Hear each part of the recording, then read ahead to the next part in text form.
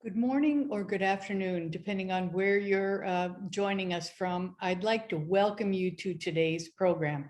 My name is Sьюзан Эллиот, and I'm a senior advisor at the Caspian Policy Center. And I'm very pleased to be moderating today what I know is going to be a fantastic program on preserving Kazakh musical heritage, an anthology of Kazakh QE. It's really an honor for me to be here. This is a collaboration between the Caspian Policy Center and the Embassy of the Republic of Kazakhstan in the United States. So what I'd like to do to start out, because I want to get to the meat of what we're going to be talking about today, is to first introduce you to the Kazakh ambassador to the United States of America, Ambassador Ержаном Ашикбаевым. Ambassador Ashikbayev assumed his duties as ambassador to the United States of America from Kazakhstan in April 2021. But he's had a very distinguished diplomatic career, having served in a variety of roles, including Deputy Foreign Minister of the Republic of Kazakhstan, Deputy Head of the Prime Minister's Office, Head of the Foreign Policy Office of the President, and Head of the Foreign Minister's Chancellery. And I also know Ambassador Ashikbayev has played an important role in the past and continues to play it in the enhanced strategic partnership dialogue between the United States and the Republic of Kazakhstan. Before I retired from the Foreign Service, I served as Deputy Assistant Secretary of State for Central Asia at the State Department. So I know firsthand how important our strategic partnership with Kazakhstan has become over the 30 years of our bilateral relationship with Kazakhstan. So Ambassador Ashikbayev, welcome, and thanks again to the Embassy of Kazakhstan for sponsoring today's program. So over to you, Mr. Ambassador. Thank you so much. Dear colleagues, friends, Ambassador Elliot, it's an honor and privilege to welcome each of you at this virtual cultural event. Special thanks to Ambassador Sьюзан Эллиот and of course to our great friends Caspian Policy Center for hosting this presentation. And we largely view it as part of the celebration of the 30th anniversary of independence of Kazakhstan. I would also like to welcome Deputy of the Majlis of the Parliament of the Republic of Kazakhstan, Mr. Bahitbek Smagul, who will be addressing us later, and Mr. Mуслимом Хасеновым, who both of these gentlemen created and implemented the Amанат project, the anthology of Kazakh QE. Over the period of history, music became an integral part of Kazakhstan's culture and identity. The Kazakh proverb goes, songs and horses are the two wings of the Kazakh people. Indeed, creativity, musical and poetic improvisation are intrinsically linked to our cultural identity. Music is regarded to connect people to their historic roots and traditions through national musical compositions. Our musical heritage is hugely based on improvised folklore and is traditionally transmitted from master to student through generations. And QE, a uniquely Kazakh genre in which a musician performs on the dombra or kobyz, is an essential part of our cultural heritage. And in 2014, the Kazakh traditional art of QE was placed on UNESCO Intangible Heritage List. Playing QE during family and community gatherings serves to strengthen the social cohesion among the Kazakh people while providing them with a sense of identity and belonging. Public engagement also contributes to the transfer of knowledge and skills related to Kazakh culture. It is seen as a vital social and cultural experience, strengthening people's identity and promoting solidarity and mutual understanding in society. The uniqueness of the anthology of Kazakh QE is that it's dedicated to preserve and revitalize the Kazakh traditional culture. The project contains previously unpublished pieces of traditional folk music and annotations to each of them, where you can learn the history and meaning of each melody, information about the authors and performers of the music. Many of the musical works that were rediscovered and were previously considered lost, and many of them were completely unknown to the general public. This project stimulates further the search for other music archives, not only in Kazakhstan, but also in some foreign countries. I'm sure that this initiative will have a synergetic effect and give an impetus to the study of the history and culture among the younger generations. Dear participants, today we hold this important discussion to revitalize and reimagine the Kazakh cultural heritage and to introduce it to readers and listeners worldwide. Hopefully, this event will inspire the experts to study further our still undiscovered culture of our people. I very much look forward to today's exchange of views, and I thank you for your attention. And with this, let me introduce Mr. Bakhtbek Smagul, member of the Parliament of the Republic of Kazakhstan. He's a member of Committee on International Affairs, Defense and Security. He's been elected to, born in 1960.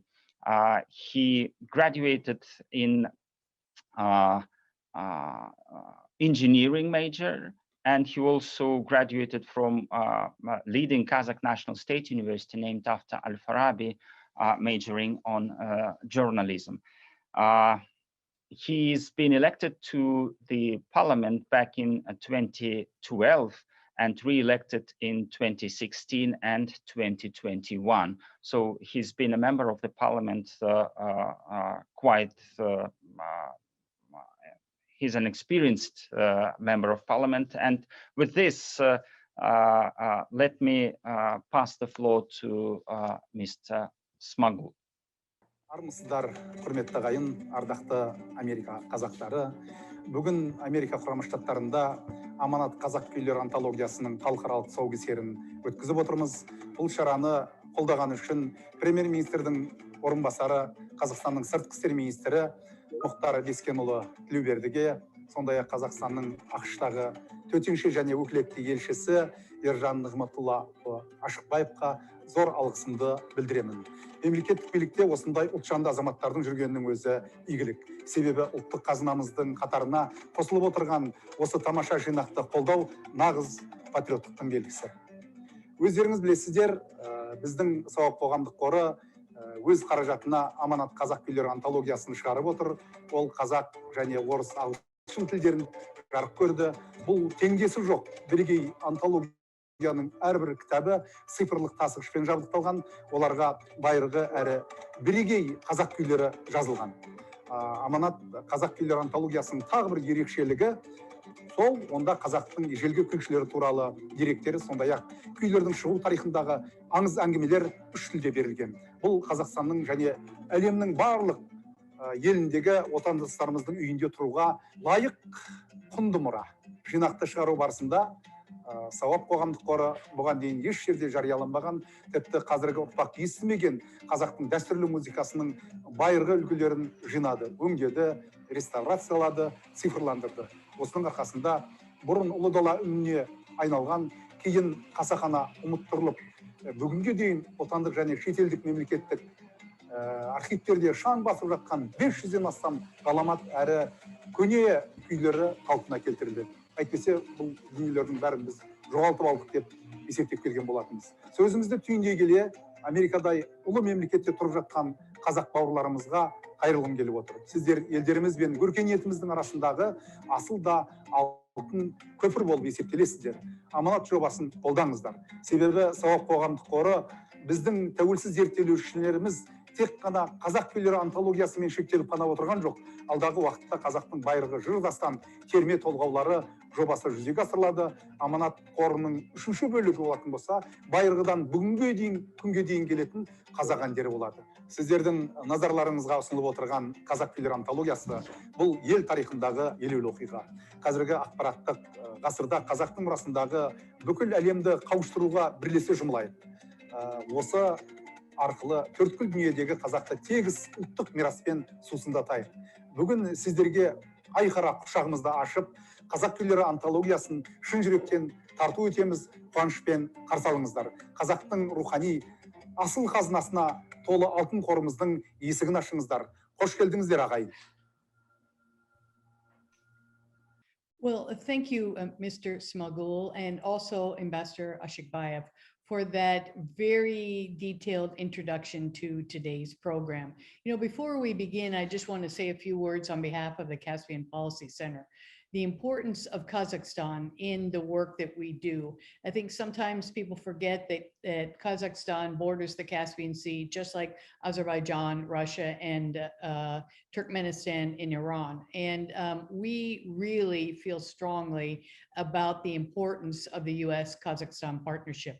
As I mentioned before, we've had 30 years of a strong bilateral relationship between our two governments, and the Caspian Policy Center works to enhance and help not only the US government, but other governments of the region to strengthen our bilateral relationships. But I think today is important because for me, having been a diplomat most of my life, I realized that in addition to having strong government ties and economic and bilateral ties, there's also an importance for preserving cultural heritage. And I think the importance of not only preserving the heritage of Kazakhstan, but for from each side of the world that we understand each other's cultural heritage. So it's an important, I think, and I'm very pleased to be participating in today's program because, as I said, I know a lot about our bilateral government relations,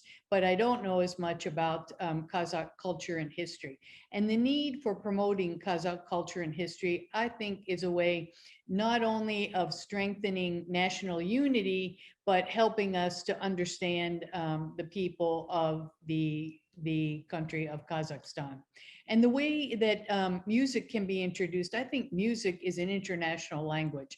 So no matter where you're from or what your ethnic background is, people can relate to one another through music. Perhaps we don't speak the same language or we don't speak it very well, but through music, we can connect and bond. And I think this is a really important part of the work that not only a Caspian Policy Center does, but I think that it's a very important part of the work of our bilateral relationship. So with that, I would like to turn the program over and introduce the person who can tell you a lot more than I can about Kazakhstan's musical and cultural history. And so I'd like to introduce Dr. Mustlim Hasanov, who is the co-author of the Amanat project that the ambassador mentioned before. And Dr. Hasanov has a PhD in jurisprudence, and he's an assistant professor of law at the Kazakh Law and Humanities University in Nur-Sultan. And he's the co-author of the Amanat project. So when I first read his bio, I thought, he's a lawyer, and how did he get involved in this project? But in addition to being a lawyer, he's also an artist, and he graduated from art school, and he's been involved in many cultural projects and worked as an advisor for the Saab Foundation for over 10 years. He not only helps them with cultural activities, but he provides legal information and management support. So I think he's got a really interesting combination of talents.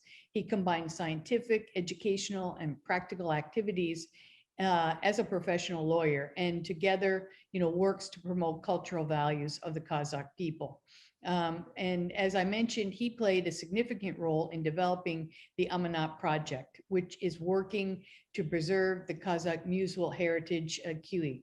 So with that, I won't go into a lot of discussion about Kюй because I'd like Dr. Hasanov to take the floor and give us some information about the project and help us to learn a little bit more about Kazakh music and cultural history. So over to you, Dr. Hasanov. Thank you. Thank you, Ambassador. Dear ladies and gentlemen, dear friends, on behalf of Saab Foundation, we are very glad to introduce you a unique cultural achievement of the Kazakh people, the anthology of Kazakh Kюй Amanat. This is the first international presentation of the anthology, And we know that American people are open to cultural diversity. There are the largest libraries, universities, research centers, and we decided to begin our trip from the United States for this reason. We have already delivered a number of copies of the anthology to the US Congress Library, New York, Boston, and San Francisco public libraries. And we believe that here is the best destination to storage, preserve, and distribute our cultural values among people all over the world. The project represents itself as a private initiative of enthusiastic Kazakh citizens. Its realization took 8 years in general, from the idea to presentation. Why we decide to undertake such a complicated cultural mission? The national spirit and historical consciousness of the Kazakh people are concentrated in the folk music. Over the centuries, an invaluable treasure of original authentic music has been created. However, as a result of the hardest historical events, our people have to collect piece by piece this heritage that we inherited from our grandparents. In Kazakh culture, cues were passed from teacher to student by listening without any notations or other written means. Each cue is a product of improvisation. Cue is a sacred art of the Kazakh people, succeeded from the ancient Turkic civilization. The word cue means, in ancient language, blue sky and the sacred powers. It derived from the beliefs of ancient nomadic people who sacrificed the power of blue sky Tengri. Cue is not only a piece of instrumental music. It is a way to concentrate non-verbal messages from the nature, from the sacred sources of knowledge, and each cue deliver to the next generations. In this regard, music is a universal language, and it is not only entertainment which performs aesthetical function, but it unites people regardless race, nations, ethnicities, and religions. It is philosophical mean of cognition of the world around us and our internal spiritual world, philosophy of life. It shows that people cannot be above the nature. It shall live in harmony with it and think of eternal values. And today we prepared for you special musical program where you can listen to some examples of collected pieces of Kazakh folk music. Now you will enjoy 3 cues performed by the most popular Kazakh musical instrument, dombra. It is integral element of each house. In the melodies of dombra, someone can catch the rustle of grass and the sound of streams, the sounds of birds and the neighs of horses, the sounds of hoofs. On the old times, the dombra was played at feasts and before the battle to lift the spirit of warriors. In just 2 or 4 minutes, by 2 or 3 strings of dombra, the steppe musicians conveyed the joys and sorrows of the humans. People say that the soul of Kazakh lives in the sounds of dombra. Dombra is so important for life of the Kazakh people that a special holiday was established, the Day of Dombra, celebrated on July the 1st. Please enjoy the first cue named Yerkatan by composer Bayjegit, who lived in the 18th century and created more than 300 cues.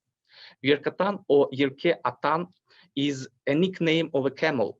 The cue is about the feelings of a camel who has lost its cup. Kazakh usually humanized animals, endowed them with the human feelings. The cue will be performed by the reviewer and editor of the project, Professor Jangali Juzbay. Please enjoy. Yerkatan, kuyдің авторы Байжігіт күйші.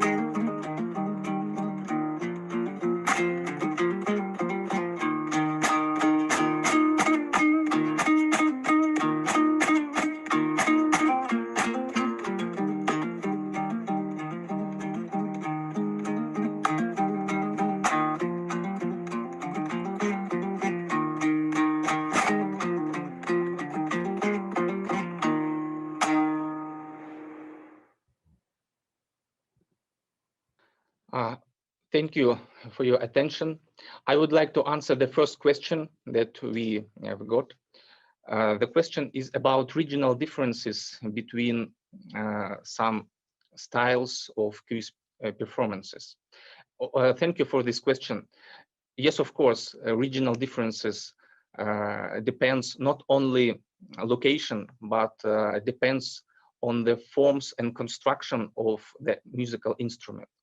For example, there are two main schools, styles of dombra performance. The first of all is Sherpe style, widespread in the south, in the eastern part of Kazakhstan. And the second style is Tokpe style, which is spread in western Kazakhstan. And there are a lot of improvisation and a lot of variants of these two principal styles of dombra music. Please enjoy the second cue named Kairan Shishem by Kurmangazy.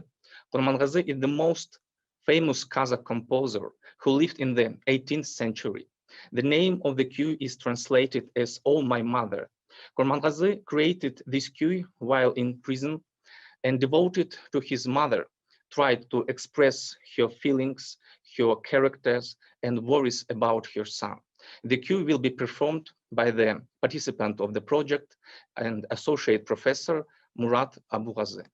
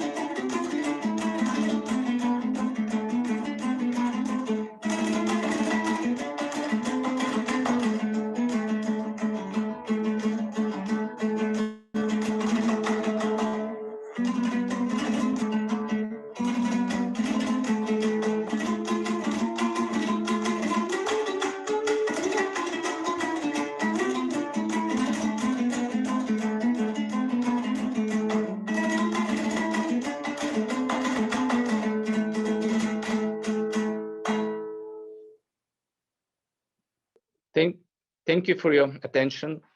Please enjoy the third cue named Ardabi Sherpesi. Ardabi is a modern Kazakh author of the cue, and Sherpe, as I mentioned before, is a specific technique of playing the dombra, plucking the strings with fingers. Basically, Sherpe cues are lyrical, tend towards philosophy.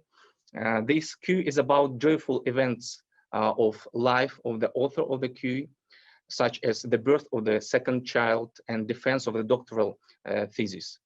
The cue will be performed by its author, the participant of the project, composer Ardabi Mauletulы. Please enjoy. Мұхиттың ар жағындағы ағайынға арнап, өзімнің күйім Ардабидің шертпесі деген күйімді орындап берейін, қабыл алыңыздар.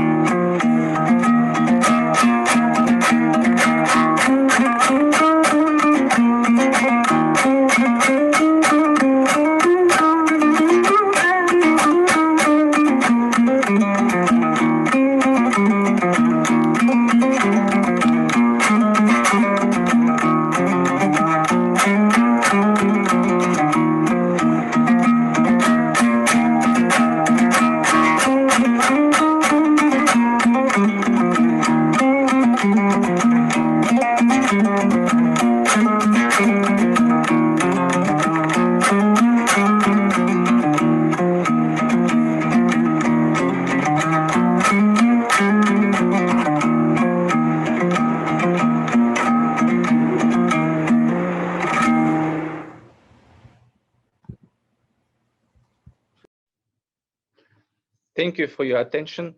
And now you will listen to another amazing Kazakh musical instrument, сыбызғы. It is the most ancient instrument used by Skiffs and Saka tribes. It is an ancestor of flute. Сыбызғы is a wind instrument and has 5 playing holes. The timbre is rich in overtones. It represents the tradition of the throaty true voice performance of the ancient Turkic Mongol people.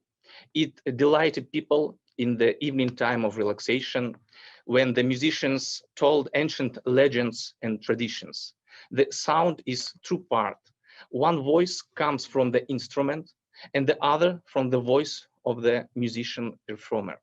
Please enjoy the next cue named Kerbes Kız, which is translated as elegant girl. The legend of the cue is as following. One rich man had the only beautiful daughter. Her parents loved and pampered her very much. Many guys tried to attract her attention, but it was all in vain. The girl says, I will marry someone who will portray my character and my appearance with сыбызғы. The news of this decision quickly spread through the steppe. Сыбызғы performers came from all places, but the girl didn't like any of the music. Once, a poorly dressed guy has came and said, what is the excellence of your beauty over my music? And then he plays his cue. The girl, delighted with his music, agrees to marry him. The parents celebrated the feast and it lasts 30 days and 40 nights. Kerbes Kız is the cue, thanks to which the guy won the girl's heart. The cue will be performed by the participant of the project, Associate Professor Talgат Mukышев.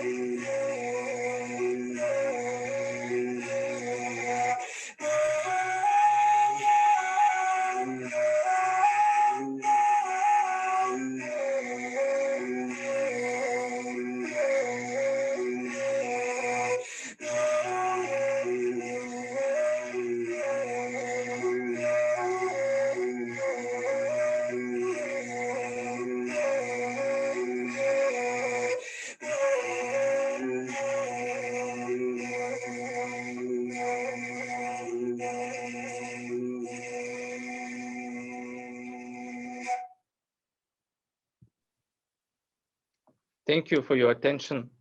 And now you will listen to another amazing Kazakh musical instrument, qobuz. The history of qobuz was linked with the religions and magical rituals of the shamans.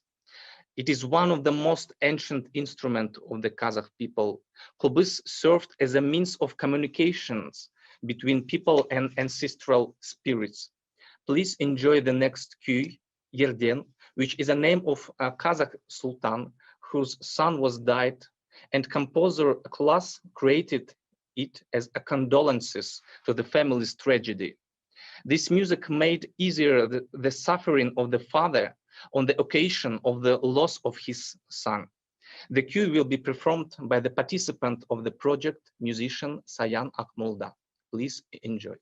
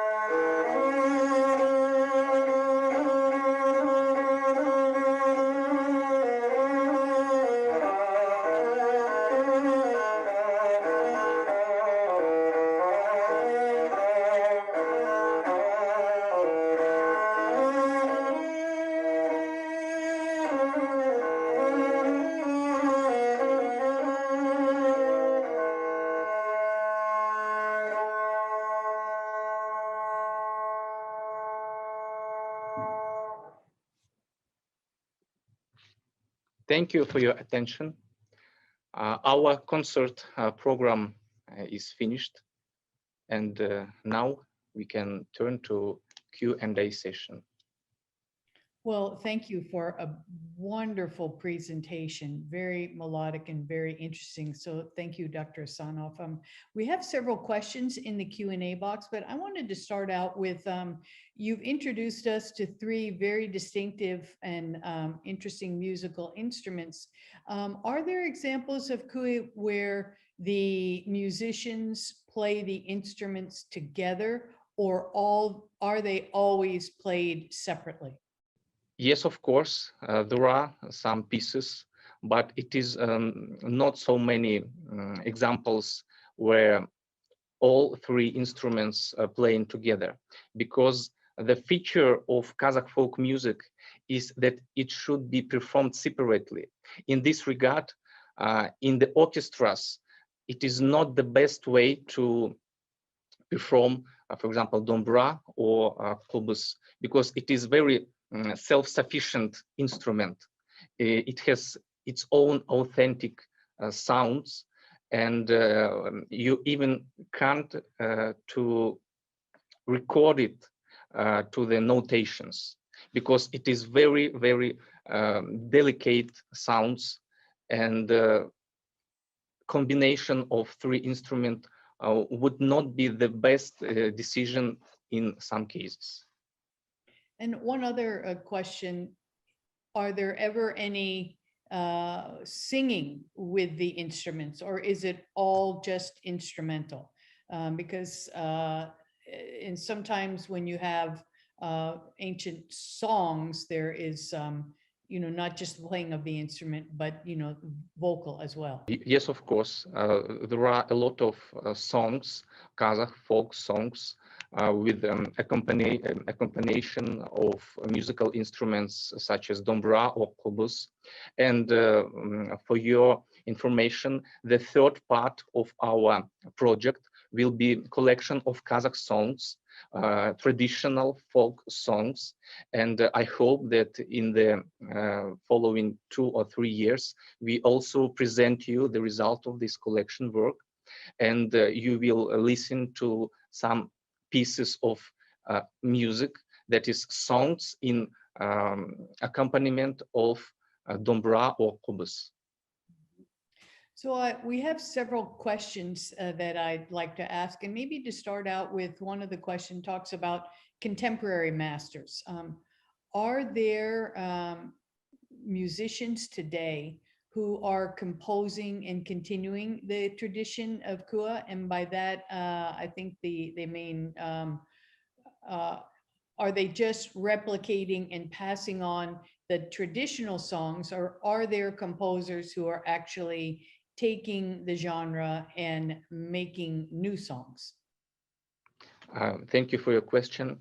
Yes, of course, we have a lot of modern authors, composers of cues, and today we present one of them. He is Ardabi Mauletulы, who performed his own cue, and we have about 50 or 100 composers. Unfortunately, we didn't have any statistics because some of them maybe not in life, and of course we have both a lot of composers, modern composers, and those people who effort to preserve this musical heritage. And our project is the second effort to collect rich musical heritage of the Kazakh people. The first effort was organized in 2008 by the Ministry of Culture of Kazakhstan, and during this project 1,000 cues were collected, and during our project 500 cues were collected. In total we have 1.5 cues collected. But according to Kazakh scientists, Kazakh scholars, in the beginning of the 20th century, there are 7,000 cues in the Kazakh people. But we continue our search, investigation of the cues, not only in Kazakhstan, but also in China, in Mongolia, Uzbekistan, Russia, because we need to get access to their storages, to their archives, and our project will be continued. Thank you. Another question we have is about the genre of kua, and which one is perhaps the most popular or the most widespread in Kazakhstan of today? Are younger musicians learning to play dombra, or are there other forms that are more widespread? Thank you for your question. As I mentioned before, dombra is the most popular musical instrument. And concerning the styles, the techniques, the most popular is sherpe, because South Kazakhstan is more populated, is the most populated region in Kazakhstan, and here sherpe is more widespread. Of course, other techniques are also very popular in Kazakhstan, for example, tekpe in Western Kazakhstan, and also we have mixed styles in Eastern Kazakhstan. very, very interesting that, and it would make sense that different regions of the country have different styles of music. Another question which is interesting is Kua being taught in the schools in Kazakhstan? So our school-age children, is that part of the curriculum to learn about the music and the history of Kua? Thank you for your question. Yes, of course, Q is one of the elements of school program, but it is not mandatory. It is facultative, elective course for pupils. But in some schools, for example, we have intellectual schools named after Nazarbayev. It is mandatory discipline, and I think that it is very right decision to distribute our cultural values among children, among pupils, to continue this art, not only among professional musicians, but it helps to develop the personality of each citizen of Kazakhstan. Another question that we have, which is, in fact, I was going to ask you this as well, but you know, the instruments that we've highlighted today are an integral part of the music. And how are the instruments being made? Do the musicians make their own dombra, for example, or are there craftsmen who make the instruments for use by musicians or for sale to the average person? Most of musical instruments are handmade, but of course we have some manufacturers producing this instrument. All of them are made from the wood, and of course there are different construction types, different techniques of manufacturing this musical instrument, and depending on this construction type of musical instrument, we also can differentiate the styles in Kazakh folk music. Well, you mentioned also before about gathering of information, you know, from neighboring countries. You mentioned China and Mongolia, but is a uniquely Kazakh genre? Is it different from, say, other countries of Central Asia? So, for example, you know, countries that border Kazakhstan, maybe Kyrgyz Republic, or do they have similar types of musical tradition, or is this uniquely a Kazakh musical tradition? In general, of course, Kazakh musical tradition is unique, but Central Asian states people also have musical instruments similar to dombra, because dombra, it is the most ancient, it is like ancestor of the musical instrument of Central Asian people. And of course, Kazakh folk music has its own sound, its own unique features. And why do we investigate this piece of music not only in Kazakhstan, but in other countries? As you know, in the Soviet period, some people have to move from Kazakhstan and became refugees. It was repressions, it was hunger, and these people create and continue our authentic tradition, which was not influenced by the Soviet Union, because, you know, Soviet Union tries to distract this culture,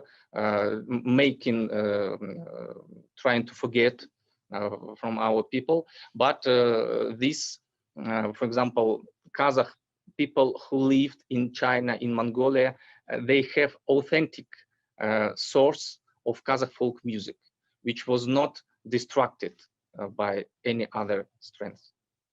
Well, no, Dr. Hasanov, that's a really good point that you bring up, and it leads to another question we have. You know, I know, having been a scholar of countries of former Soviet Union, that in Soviet times, the traditional history and culture of the republics perhaps was not encouraged. And so we have another question which asks about what were the challenges, or what are the challenges you're facing in order to get this project together? Since perhaps it's an oral tradition, and perhaps again during Soviet times, people were discouraged from passing down the traditions.